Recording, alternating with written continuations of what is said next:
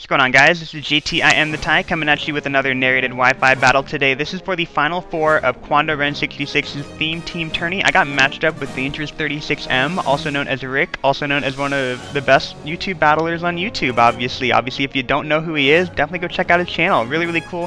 He put his side up already, so I have to put my side up. Battle's a little bit stally, so I hope you guys bear with me. It's a little bit of a long video, but it's a really good one. I really enjoyed this. But anyway, I thought his theme was a white people name, so you guys can laugh at that. But apparently I think it's third rock from the sun, so that's kind of funny. I saw Celebi in the lead spot. Don't know what it wants to do. It might trick me. Go for the safe stealth rocks. I just want to get the rocks up early in the match. He predicts my meteor match, goes into Bronzong. No big deal. Now I'm gonna go ahead and switch into Machamp. He could set up, he could go for the Earthquake. He could set up double screen, something like that. But he double switches, goes back into his lead, and that's really interesting. Now I have to be fearing the Psychic in the back of my mind, even though most Celebis do not carry that move. So I'm gonna go into Marty McFly just in case. He might be packing Earth Power too. Hidden Power Fire wouldn't be doing all that much, but he goes for the trick, and he tricks me a Choice Scarf. And I'm totally fine with that because my Choice Scarf looks exactly the same. So I'm gonna go ahead. Go for the U-turn. Obviously, he has to switch because of the 4x U-turn. And he's going to switch out into a Bronzong. So I'm going to go into Jolteon. I know that the Spec Thunderbolt should be able to KO him from that range. I don't know if a Spec Shadow Ball can, so I don't want to take the risk of him just staying in and then going for an Earthquake, predicting me to overpredict. So he goes into a Flygon. I know that I can't lock myself into Thunderbolt anymore. No harm, no foul. I know he has a Flygon now. I go into my Milotic. I know that Milotic can take the U-turn pretty decently-ish. And he's going to go ahead and switch back out into Tentacruel. Now I have the Hidden Power Electric, but it's not going to stop him from setting up multiple layers of Toxic Spikes. I don't want Toxic Spikes on the field. I need to slow that down. If he gets Toxic Spikes, my team, which is a little bit stally, depending on who I'm facing, would be in a lot of trouble if I had Toxic Spikes on the field as opposed to one layer. So I'm going to go into Metagross. I know that the threat of the Earthquake should be able to scare him off. I also know he has a Bronzong who does not get hit by the Earthquake and resist a Meteor Mash. So I'm going to double switch, predicting Bronzong to come back in. I'm going to go into 1.21 gigawatts. Now, I'm pretty confident that the Shadow Ball can KO him from that range. Even if it isn't, the fact that he switched tells me that he might not have it. So I'm just going to lock myself into that move. Obviously, that would hit Flygon if he wants to do that. It would hit Celebi if he wants to go in on the T-Bolt. But he switches into Snorlax, and that sucks. I feel like Jolteon is like Shaq at the foul line right now. He is 0 for 2. This is crazy. So since I'm Spec'd, I have to get the hell out of there now. I don't have to fear the Body Slam hacks because obviously he put the Poison Layer on the field. So I'm going to switch into Machamp, and he actually double switches into Celebi. Now I'm definitely afraid that he might predict Flygon and then go for a Grass Knot. So that would kind of suck on my end. But on the back of my mind, if he goes for the trick again, I don't mind Metagross. I don't mind the DeLorean getting the Choice Scarf just because I get a potent revenge killer necessarily, but he's running a pretty speedy team. Obviously, I don't necessarily know that at this point, but I get the Choice Scarf. No big deal. Now, I know that he's going to predict an Earthquake or a Meteor Mash, so I'm going to switch again. I'm going to go into Celebi, going into that Bronzong. Now, I couldn't go back into I couldn't go into Jolteon because obviously it's between Snorlax and Flygon. There are just no good options for me, and I'm just taking lots of Stealth Rock damage. So Celebi is a good option. I know I can hit him with the Hidden Power Fire if he does not switch, which he does opt to do. He's just going to play it safe just in case I pack the Hidden Power Fire. And he's going to go into Tentacruel now. Now, I can kind of figure that he might set up that second layer of Toxic Spikes, which would suck. It's really tempting to switch in Milotic here.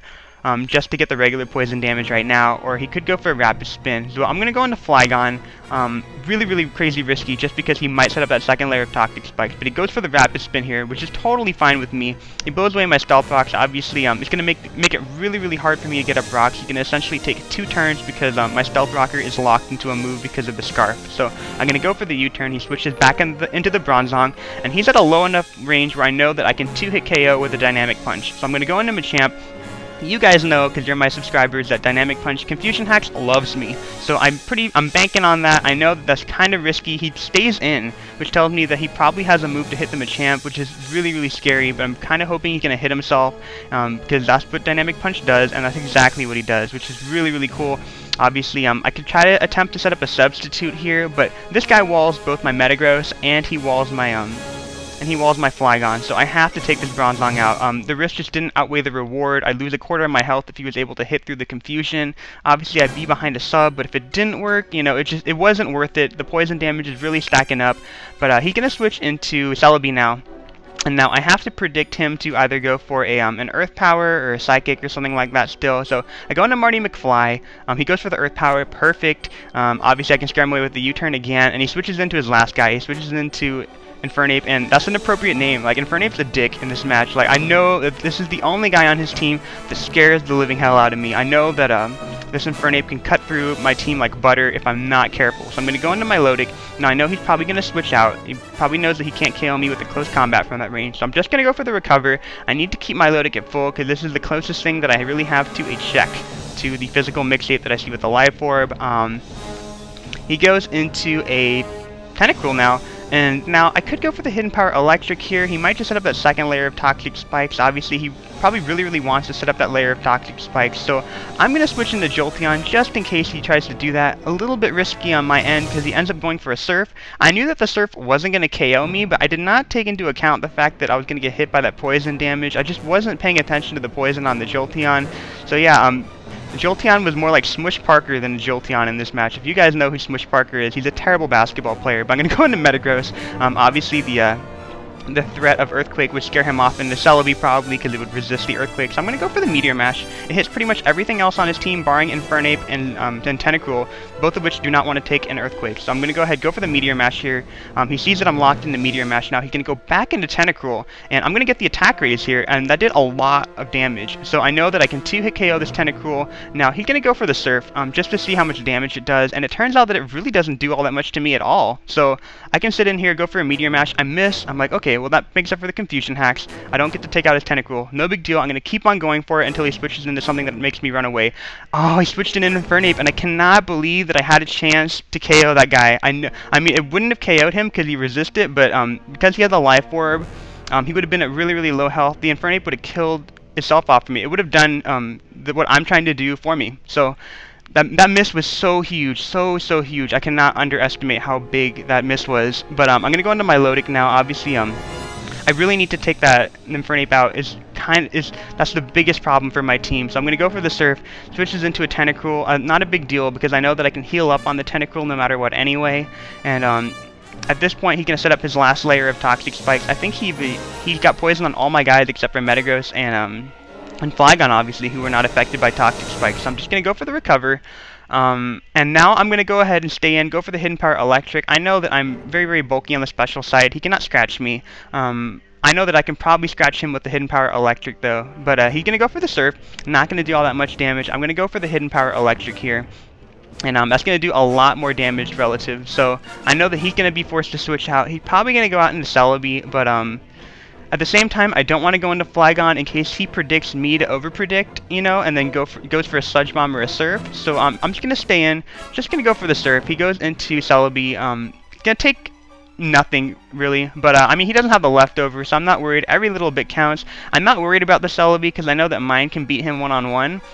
But obviously, I do have to fear the Grass Knot. I'm going to go into Celebi now, predicting the Grass Knot. I mean, he really does have to take out the Milotic if he wants the Infernape to have free reign. So he's going to go for the Grass Knot, and at this point I'm going to go for the T-Wave because I'm really hoping that he's going to be aggressive and go into that Infernape. I need to slow that Infernape down, but he goes into Flygon. If I would have went for Leaf Storm, that would have been really nice, but obviously the Flygon's not the big problem for my team. The Infernape is the big problem for my team. So I'm going to go into Marty McFly now. He's probably just going to U-turn on me, and he's going to surrender initiative that way. So there's nothing on his team that's faster than my Scarf Flygon.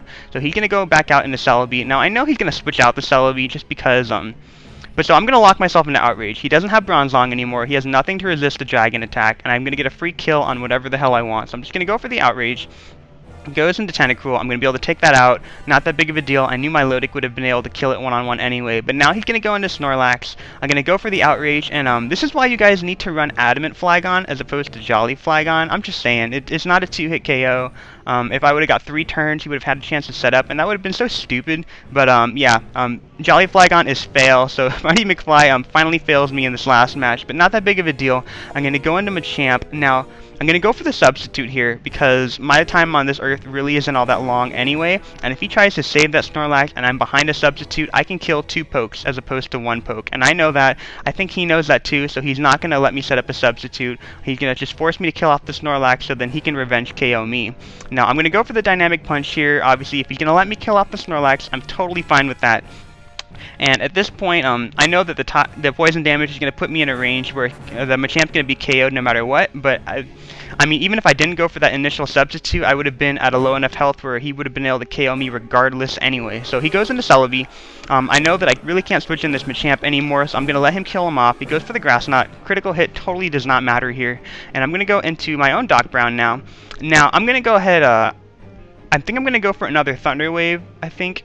Just because I really hope that he'll oh, never mind. I go for the rest because I need to keep Celebi at full health. Obviously, if it's a low health, he has a chance to pick me off with an Earthquake. I don't want the Flygon to lock itself into Earthquake because if it locks itself into Earthquake, it would kill the Metagross and it would kill the Celebi if it's at low health. So I need to keep the Milotic, Metagross, and Celebi at really good health. That was kind of my thought process. I probably could have gone Leaf Storm or Thunder Wave there, but obviously Thunder Wave is me trying to get that Infernape switch. I really want to get that Infernape paralyzed. I have a shot at taking it out.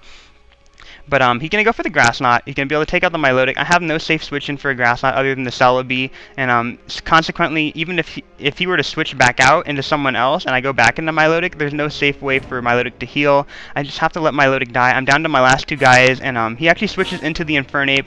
If I would have finally went for a Thunder Wave, I had a chance to paralyze it. Maybe Parahacks could have gone my way at the very last second. But I knew this Infernape was a threat right from the start. The moment I saw it, it was the last guy that he revealed. And I knew this guy was going to be my downfall if I didn't have the chance to take it out. Now, obviously, you guys know that it's a half health. I know that Meteor Mash would have done at least half at +1, so that sucks. But that was a hell of a match. Obviously, he's gonna go into the Metagross now, and that's a good game, Rick. That was a hell of a match. I hope you guys had fun watching that.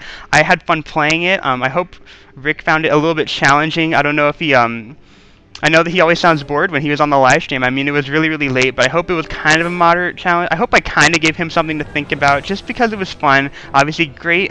Best of luck in the next round. I hope you win the tournament, and I hope you guys really enjoyed this team. I sure as hell did. If you guys want, I will put a little video up, and I'll put the EV spreads of all these guys up so you guys can test them out. A lot of them are just kind of Smogon spreads, but I know the Metagross lead spread is a little bit unique. I have it set up a little bit differently to take certain moves from various lead pokes. So if you guys want that, just let me know. Obviously, thanks for supporting me, guys. I saw 1mil456 leaving notes on KwandaoRen66's videos. It makes me laugh all the time. I really appreciate the support you guys gave me, and that was a hell of a match. Obviously, Final Four is not that bad. I feel like that's a pretty good setting. I'm a small YouTuber, so I really can't complain, and I hope you guys enjoyed that video. Click that like button if you did, and I'll catch you another time. Bye.